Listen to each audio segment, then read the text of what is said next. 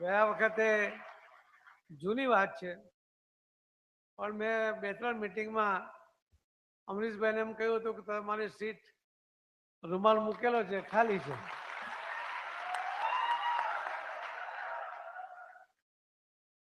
પણ ઘણા હોય છે કે ચાલુ બસે ચડી જતા હોય છે અને ઘણા એવા હોય છે કે ઉભેલી બસે બસ ચૂકી જાય. અમરીશભાઈ સામેથી કીધું તો પણ નહીં, અને એમાં હીરાભાઈની સંમતિ હતી. એ પણ તમને કહું કે એમને ખેલદિલીથી 2 સીટ અમે ગોઠવી હતી કે અમને કહ્યું કે હા એમને લઈ આવો, અમે એમની સાથે રહીને લડીશું. એમને પણ બીજી સીટ નક્કી કરી હતી અને એ રીતે એડજસ્ટ કરવા માટે પણ એ તૈયાર હતા. એમણે પણ ખૂબ મોટું મન રાખ્યું હતું.